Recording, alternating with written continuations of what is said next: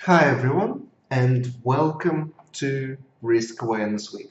My name is Alex Sidorenko, and I'm the host of this conference. And I also have the pleasure of welcoming you to the conference, to the 5 days of amazing workshops, and doing this first presentation on the future trends in risk management, in risk management too.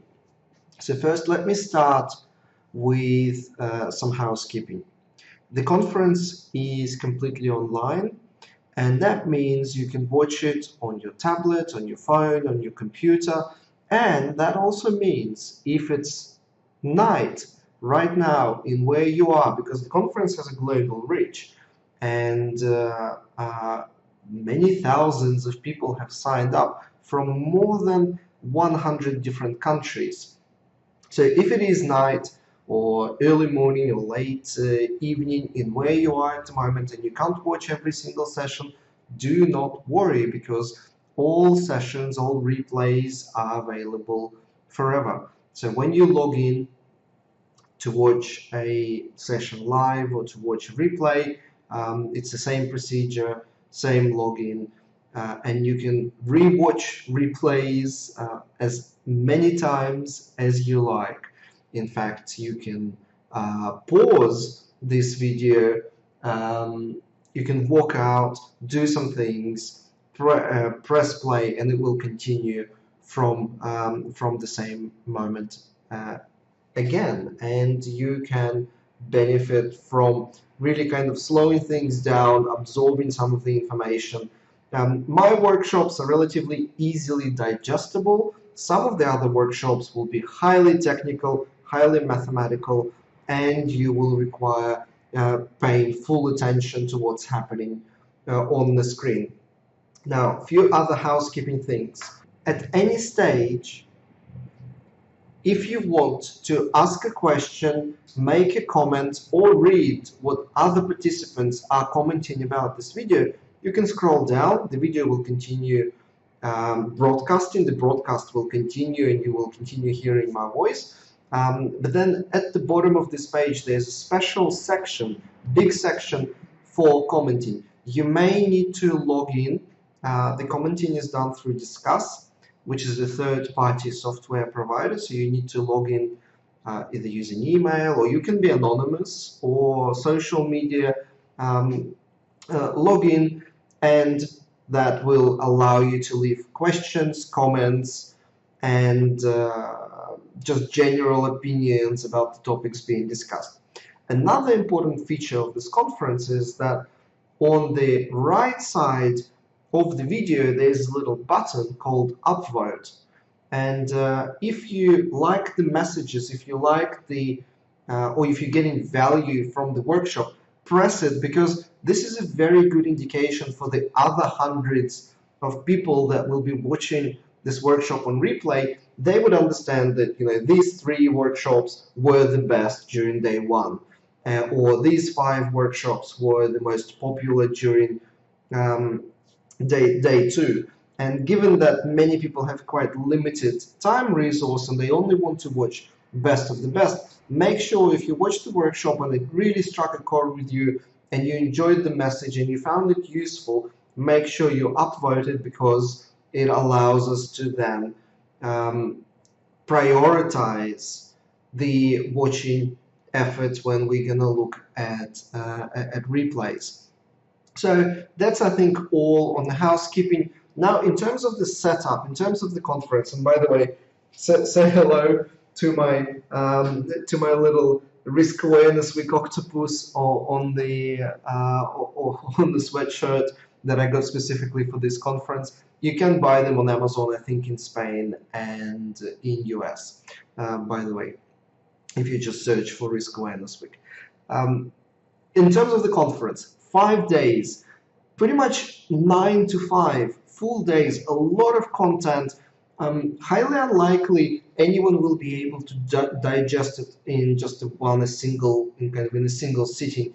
So break it up, watch some replays, come back to the workshops the following day. And because the workshops are available forever, I mean, this is 21st century, the content is now there with us forever. So you don't really have to take a full week leave from work and just non-stop watch, because I don't think a human brain can comprehend that much complex and valuable information in a single sitting anyway. So break it up, watch few workshops a day, watch replays the following day, and and go through there, and leave some workshops for the following week as well. So to make it easier for you to navigate the risk awareness week, day one is dedicated to risk management 2 in governance. Everything to do with how to set up risk management, how to establish the relationship with the boards, how to turn risk into risk capital and make it valuable for the shareholders, how to link it with strategy department, finance department, treasury department, and so on. Everything about governance. Day 2 is dedicated to climate and environment. And we will have amazing speakers sharing, including myself. I'm going to share quite a wonderful story on how created a calculator using a stochastic decision tree for our environmental teams. And day 2 is dedicated to practical step-by-step risk modeling workshops, how to apply risk analysis, quantitative risk analysis, to important climate and environmental decisions. Day 3 is all about risk perception, risk psychology. Why is our human brain built in a way that doesn't comprehend risk, ignores risk, doesn't take risk into account when making decisions, or misjudges probabilities, or misjudges control effectiveness? That's day 3. A lot of interesting and very practical workshops on how to overcome biases, how to deal with heuristics, how to improve expert judgments, opinions, and so on.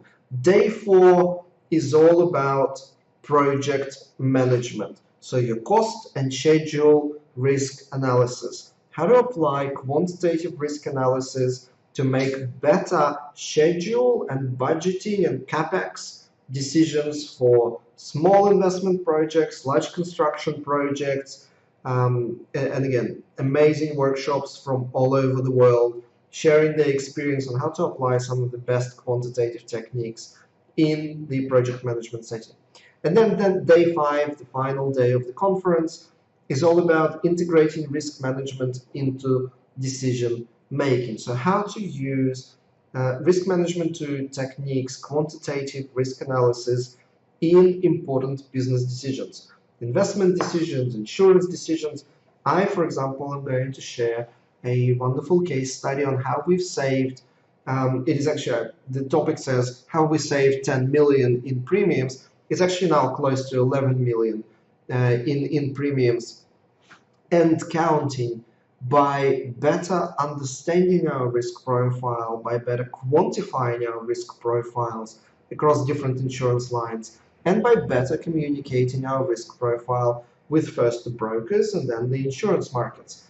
So day 5 is all about practical application. How do we take these techniques that we have in our risk management belt and how we apply it to important and very costly, very material decisions in our business. So that's the setup. I hope you enjoy the conference, and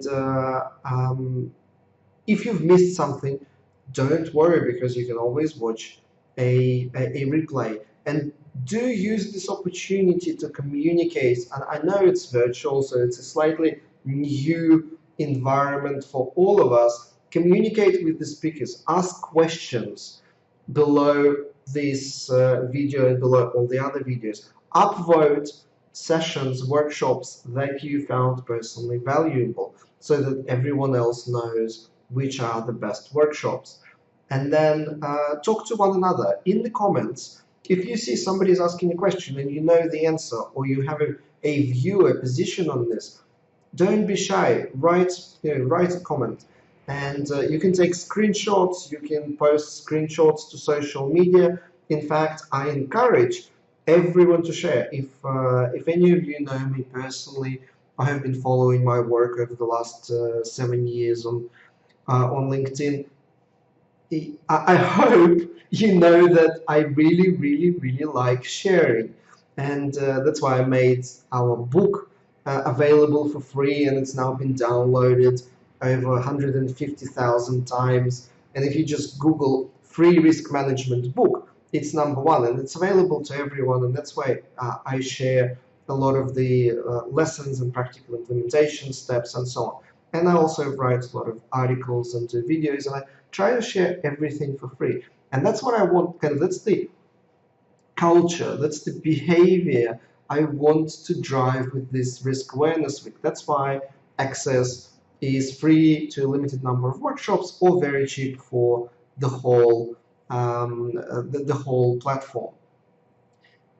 Share screenshots, share quotes, share some of the important messages that you like. Just put it out there. This is, after all, called Risk Awareness Week. So we're trying to build awareness for risk-based decision making, for risk management too. And more importantly, and I think this is the risk managers are the worst offenders, because they watch these sessions and they think, oh, this is super valuable. I wish someone in my procurement team knew about this, or I wish my head of strategy knew about this, or I wish someone in our treasury team applied the same rigor or the same techniques to the risk analysis. Well, don't just think about it, just send them the link.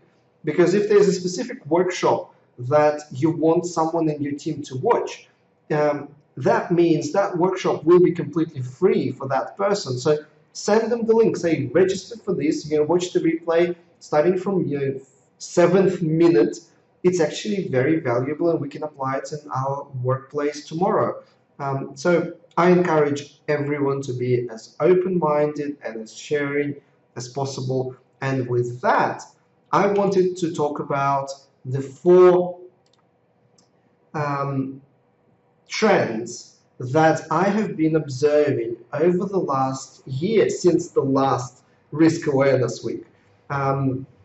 Given that I work full-time as the head of operational investment risk and insurance at one of the largest fertilizer companies in the world and one of the largest coal companies in Central and Eastern Europe, I have less and less time to publish. So I try to collect all my thoughts, all my lessons learned, and just put it out there as part of the Risk Awareness Week. So 4 trends that are changing my personal career and my approach and attitude towards risk. And this is something that I'm learning, and the hypothesis that I'm testing and proving and disproving every day. So message #1. Quantitative risk analysis as opposed to qualitative risk analysis is a given.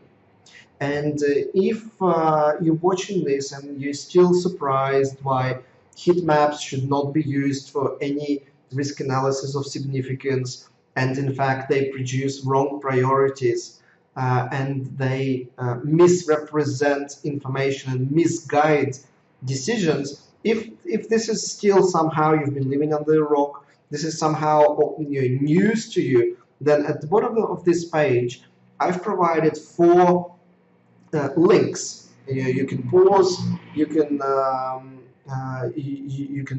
take a picture of this screen. There is a scientific article called the risk of using risk matrices. There's a video done by Osama Salah, who has wonderfully summarized the biggest issues on why we should never use heat maps. There is a sarcastic, joking article written by David Vos, who is also a speaker at the Risk Awareness Week later this week, which again summarizes the many reasons why you should never use heat maps, and he's doing it in a very funny way, and that article became probably like one of the most popular risk management articles on LinkedIn ever. So well done to him.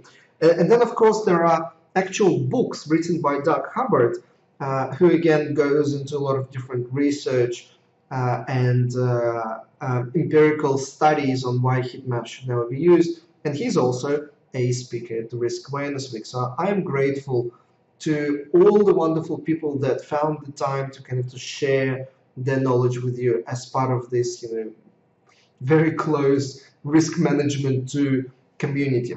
However, the message is a little bit more complex than just saying don't use qualitative risk analysis, don't be an idiot.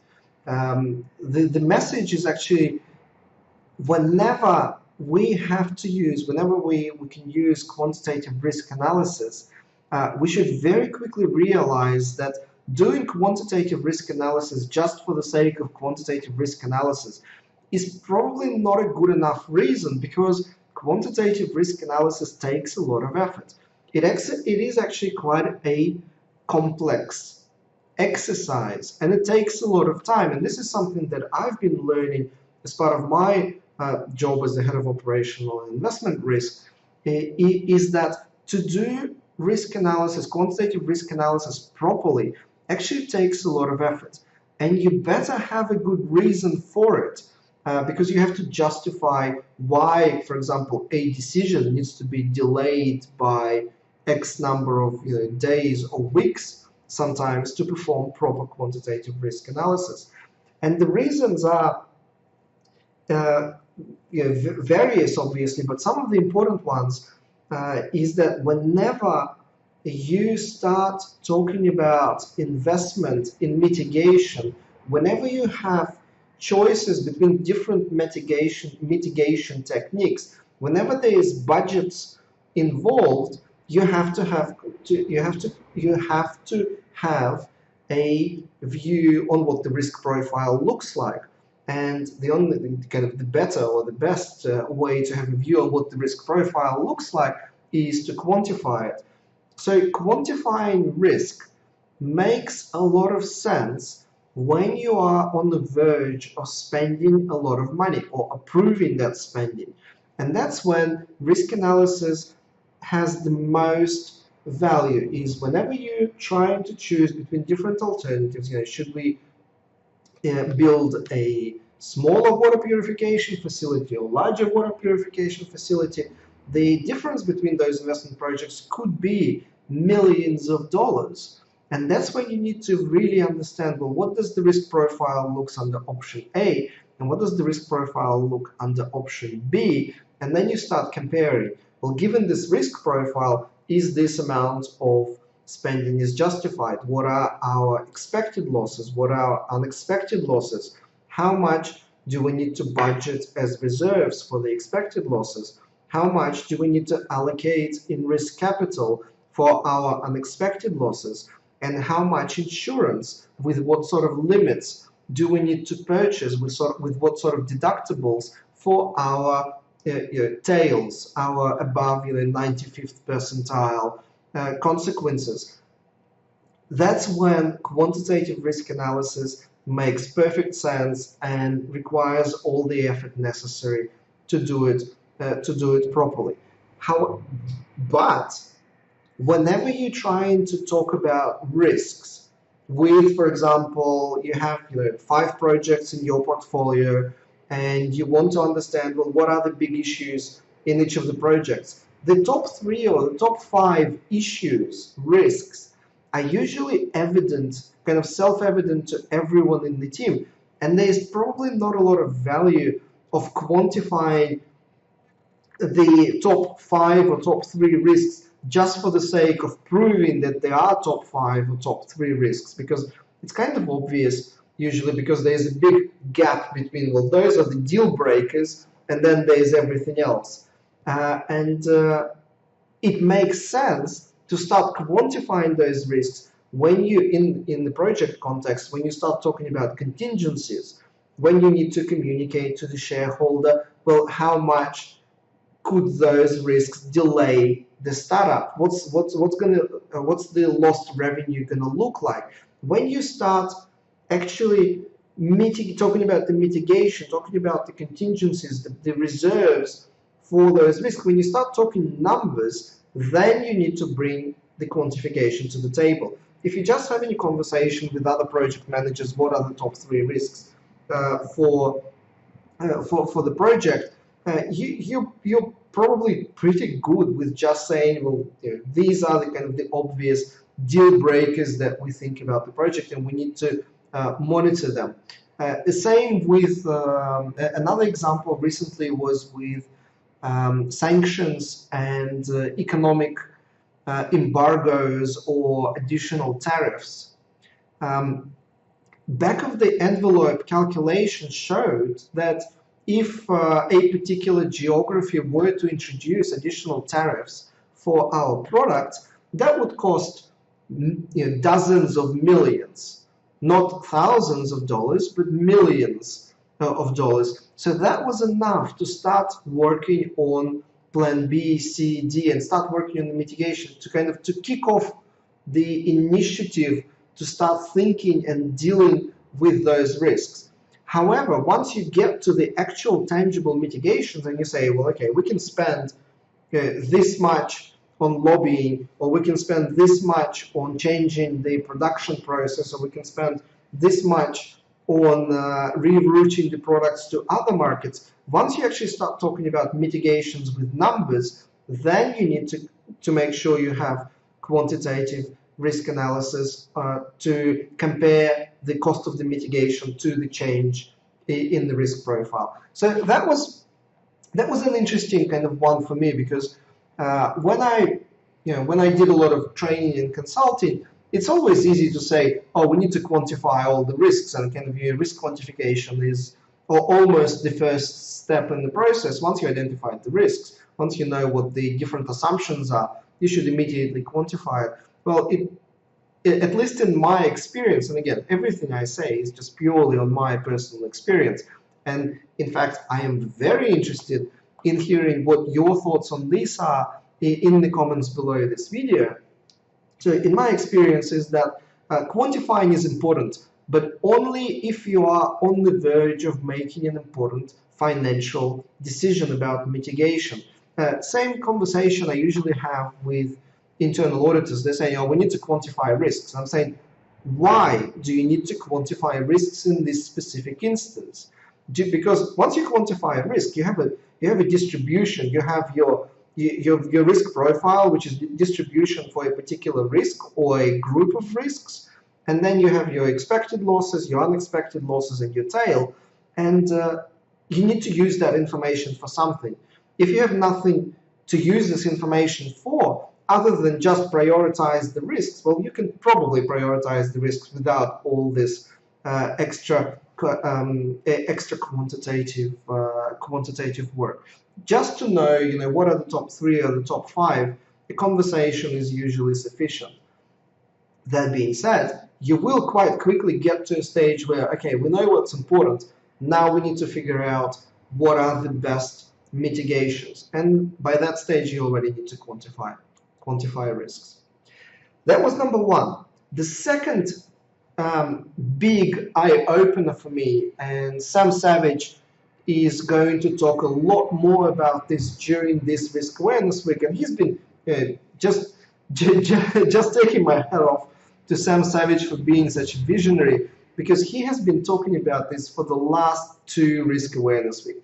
2019, 2020, he's been saying the same thing, and now kind of dealing with this on a day-to-day basis as the head of risk.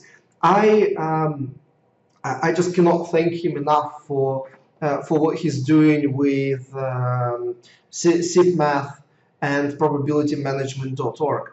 Because the second message, the second kind of big lesson for me is that everyone, the end game is that business starts making decisions stochastically, because the world is stochastic and we need to account for uncertainty when making decisions. It is quite naive to make deterministic decisions in the stochastic world. The world is random. A lot of things are very volatile, and just taking averages and using averages for decision making, we're setting up ourselves for failure, because we're ignoring this volatility in our assumptions and hence in our outcomes of our decisions.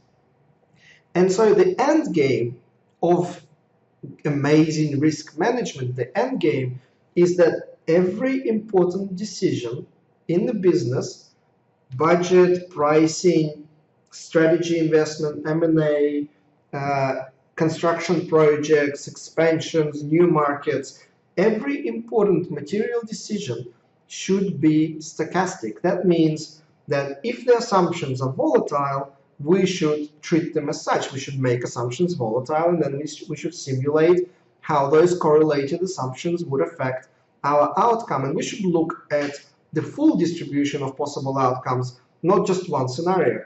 Any decision in business could be amazing or really, really horrible, and everything in between. And understanding this proportion of bad scenarios, bad outcomes to good outcomes is essentially what risk management tool is all about, helping business understand how does uncertainty affect and change the decision.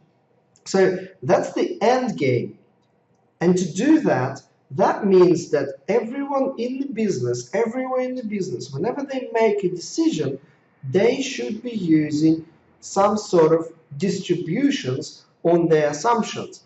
And this, what struck me as just completely bizarre, is that if you look around, whichever country you're in, whichever country you're watching from right now, if you look around your peers in your country, in your industry or in your country, I can guarantee you are modeling very similar risks.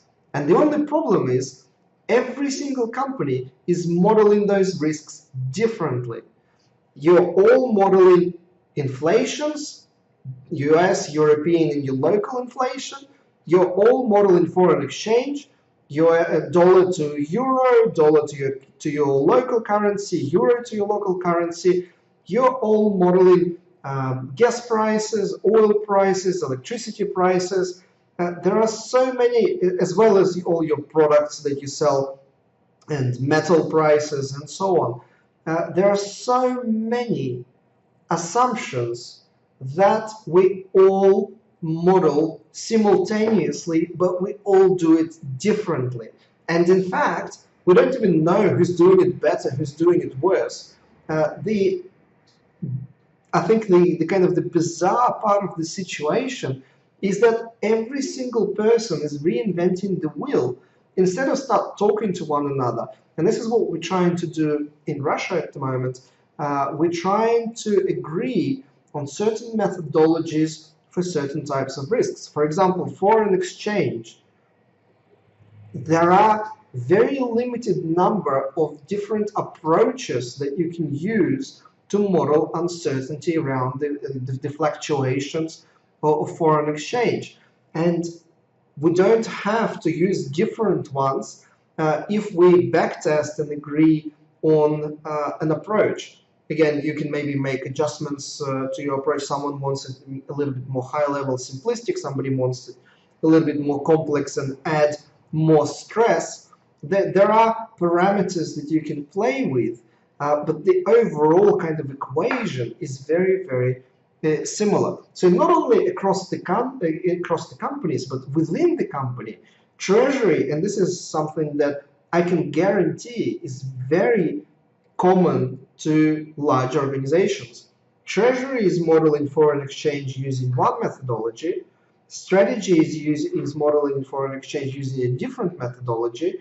Risk is modeling foreign exchange using a third methodology. Procurement and construction and investment projects and M&A teams modeling foreign exchange probably using 5 other methodologies. And then there's market intelligence that models their own view, and so on. There's financial controlling, you can also model their and so on. Within a single company, there could be dozens of approaches to modeling the same risks, which to me is completely bizarre. And so my second theme, and I think this is what the future of risk management looks like, is that we're moving towards stochastic libraries. Because once someone creates a stochastic library for a particular variable, for an assumption, and then backtests that and makes it transparent, makes it auditable, and then the audit checks from time to time that it is working fine, and it is predicting within the confidence interval that it was designed to predict. Once somebody sets up this library, then anyone in the organization or industry for that matter can pull it and use within seconds. So whenever we want to model price risk, or whenever we want to quantify, do an NPV at risk, or do a cost and schedule risk analysis, whenever we do that, we have to start from scratch and create our own distributions, which is such a waste of time. If only we took the effort to create stochastic libraries and then just reuse them. And the kind of the other side of the coin is that once you create stochastic libraries, you can't really do it manually. You have to code it so they are constantly updated and backtested, and they continue to become relevant. You can't just do it once and kind of forget about it forever. So my second theme for the future of risk management, and I'm very passionate about this one, and just make sure you watch Sam Savage's sessions during this Risk Awareness Week, where he's going to talk a little bit more about that. Stochastic libraries are, I think, the future. We create libraries for risk analysis once, and then anyone in the organization can use them to make their own stochastic decisions. Now, coming out from that, my third big theme, and again, this is something that working in risk is, I face this almost on a daily basis, and I called it, without a backtest, you are just another person with an opinion. And what I'm trying to say is that it is not enough to just move from qualitative to quantitative. Qualitative gives you unacceptable error in judgment, and that has been backtested and proven. And so our kind of natural conclusion is, well, we're going to move from qualitative to quantitative. Well, the trouble is that the quantitative risk analysis can also give you errors which would be above your confidence level. And that's why whenever you move to quantitative risk analysis, you have to backtest your methodologies. You can't just say, oh, we're going to do a cost and schedule risk analysis, we're going to replace all of our WBS items with triangular distributions, and that's going to be a huge improvement on the previous deterministic scenario. It is going to be an improvement, but it may not be a big enough improvement to be acceptable for the decision makers. And that's why we have to backtest everything that we do. And I'm a strong believer that as a risk professional, our duty of care is to not only move from qualitative to quantitative risk analysis, but to also backtest and make the results of the backtest transparent and auditable to the rest of the organization. We've done this on a number of occasions where it is traditional in the industry to use normal distribution for certain market variables as a very simplistic calculation, because it reduces the calculation power tremendously. It just makes everything quicker, easier, and we had to backtest, well, can we actually represent certain variables as normal distributions? And the answer was no, we could not. It did not pass the backtest. And so we could not continue using this simple, very quick solution, which was generally used in the market, because it didn't pass the backtest. And in fact, it was skewing the results. It was actually leading to bad judgments, or worse judgments than they could have been. So we had to do a slower, more complex task of distribution fitting and so on. So the third message and the third trend in the future of risk management is that just going from qualitative to quantitative is not good enough. You have to backtest and prove to yourself and to internal auditors and to the shareholders that whenever you went to a new technique, it actually proved to be a valuable improvement compared to what you've been doing, before. And this will highly, the complexity of the backtest will highly depend on the confidence interval that your shareholders and your management use in their decision making. Because, for example, and this was quite an eye-opening story for me. We've used bootstrapping for macro risks, for market risks, and at the 90% confidence interval, so at the VAR 95, it actually passed the backtest. It showed that it was a good technique for modeling future volatility around price movements and foreign exchange and so on, only to find out that our shareholder actually in his mind didn't have a 90% confidence interval, he had a 97% confidence interval. So he wanted to make sure that whenever we calculate risks, we account for fat tails.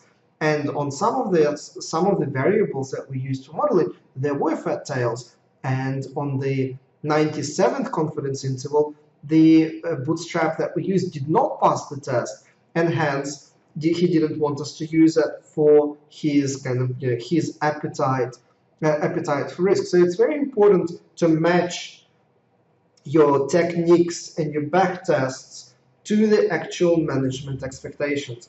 Now, I'm guessing we're quite in a quite unique situation because our shareholder is highly mathematical, has a background in banking and risk. So he has a much higher demand. My guess is that many managers out there, many shareholders, would be absolutely fine with a 90% confidence interval. That means you have VAR 95%, and that would pass backtest on most technique that we use today. But I wanted to leave you with this third message because it's very important. You can, with risk analysis, and that kind of goes for the qualitative risk analysis as well, you can use absolutely anything you want, as long as you backtest and you show that that did not decrease the quality of the decision making or that the error was acceptable. Because, and I think this is where the irony is,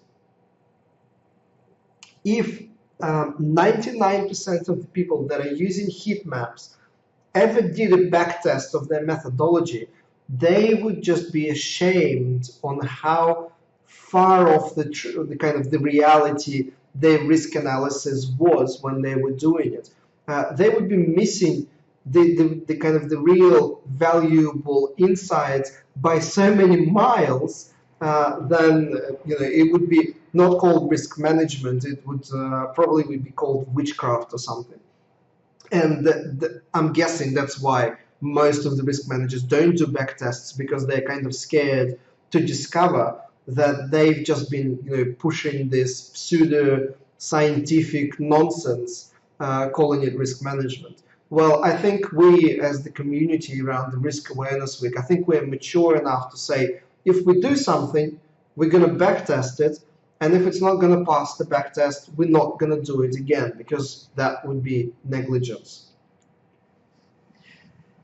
And then the final message that I wanted to share as part of this kind of introductory session, and by the way, ask questions in the comments, click upvote if you found this session valuable, and do not forget to do exactly the same for the other sessions as well that you watch.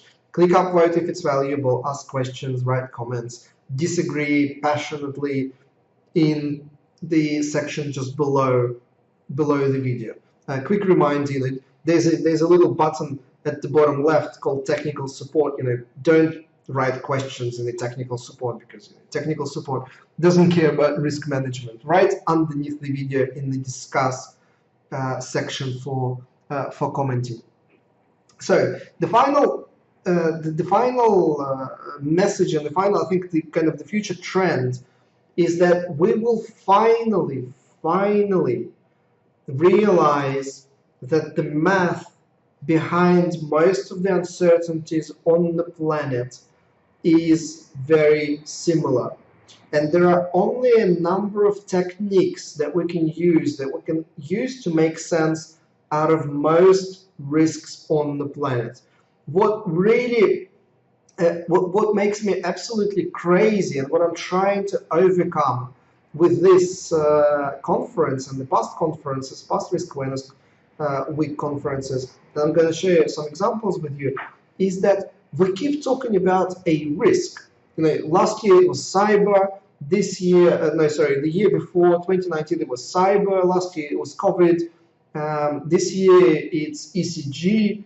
Every year we keep changing kind of this agenda item, and we keep talking about, and the questions that I get, they just make me crazy. Is how do you deal with this and that, climate risk, or how do you deal with cyber risk? When in fact the math behind both cyber and climate is almost identical. It's a stochastic decision tree on one instance, it's a stochastic decision tree in other instance. I do not understand, why do we not talk about decision trees? Why do we not talk about how do you make a decision tree stochastic? Because once you learn how to do a stochastic decision tree, you can quantify 95% of the risks on the planet. And for the, I'm exaggerating a little bit, I'm trying to convey a message that there are literally a handful of techniques. Some scorings, which you have to backtest because scorings give you a lot of error. Then decision trees, scenarios, simulations. These techniques, they cover majority of the issues. So if in fact we were to learn how to use a Bayesian decision tree or and make it a stochastic decision tree, that would cover most of the risks on the planet. And yet we keep reinventing the wheel. We thinking, okay, well, climate, that's a new risk and it requires new approaches and methodologies. It doesn't. It can be quantified, analyzed, dissected using the same methodologies that have been used since 70s, 60s, and even earlier. And that's why I think the final kind of message, the final trend, the final theme in my world, in my future risk management world, is that we finally stop reinventing the wheel every year for the new risk, and we just start talking about the actual scientific techniques that we can apply to different risks. And this is what you will learn at the Risk Awareness Week this week. You will, for example, there is going to be a session of me and Brian Putt talking about whether we need or not to take an umbrella to go outside. The silliest problem ever. However, we're going to show you a strategy table, a decision tree, an influence diagram, and make it stochastic. And the irony is that we're going to show it to you in that very simple kind of silly scenario, but that's the same technique you would use for a multi-billion-dollar oil exploration project. Identical approach. Once you know the kind of the math behind it, what's under the bonnet, it doesn't matter what the facade says. If it says cyber risk or climate risk or any other sexy risk next year or COVID, it doesn't matter, because once you know what's under the bonnet, you can apply the techniques to any risks on the planet. And this is what I pride our team in. We can quantify any issue because we have those 5 techniques nailed down. Or another example, another speaker will talk about killing James Bond. Again, silliest topic possible, specifically sarcastic, specifically ironic, but he's going to show you how to apply a Bayesian decision tree. And that's the same technique you would apply to a multi-billion-dollar investment project building a new methanol plant, or literally any other huge construction project, or making a decision around cyber or climate. This is what I want Risk Awareness Week to be all about. We're talking about the actual under the bonnet techniques that you can then apply, reapply to any situation. This is what makes a powerful risk manager. A powerful risk manager is not someone who has quantified climate risk once. A powerful risk manager is someone who knows how to use scenarios and simulations so he can quantify any risk, including climate, and he can do it in a cost-efficient manner, and he can do it using stochastic libraries so he doesn't have to waste time on the preparation and so on. So these are my four messages. Quantitative risk analysis is a given, but it's not the end in itself. Quantitative risk analysis has to lead to some sort of choices. You have to compare, you have to calculate your risk profile, and then you have to compare it to how much you reserve, how much capital you allocate, how much you spend on mitigation for your expected losses, and how much you insure for the tails. Second message, a lot of effort is spent on preparation. 90% of the risk analysis is preparation, is building your distributions, correlating those distributions. Then you press simulate. That actually is literally like 5 minutes, depending on the complexity of your model. I mean, we have models that simulate 30 or 40 minutes for 10,000 scenarios. But you can save a lot of time on that preparation. Stochastic libraries are the future. Do the homework, set up your correlated stochastic libraries, your distributions, and then you can reuse them as long as they are updated and they stay current. Whatever you apply, you can apply any kind of risk analysis you want, as long as it passes a backtest. If you've never backtested your methodology, I think that's professional negligence. And it is absolutely critical to prove with your skin in the game that whatever you apply actually improves decision making and not makes it worse. And the final fourth message is most of the things have been done before. You don't have to reinvent the wheel just because there's a new name or the new sexy risk on the block. The underlying methodologies are and have been available and have been available for decades.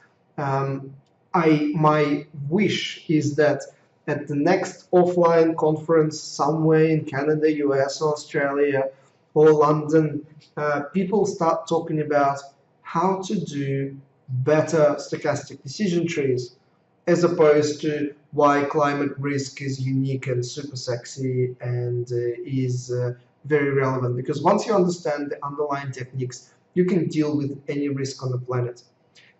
With that, I thank you for your attention. I remind you to watch all the other workshops either live or in replays.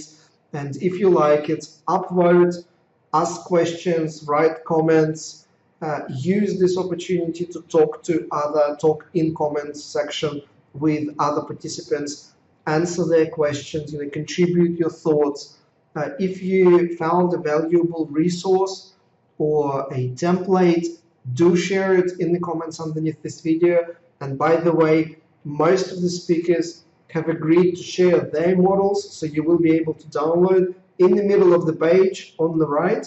In the very middle of the page on the right, there's usually a download section where you can download slides, or you can download sample models, or you can download checklists, or you can download additional literature to read. A lot of valuable resources. Use this opportunity to learn, and more importantly, if you've learned something, share that learning with someone else in your organization. Thank you, and I'll see you in the next workshops.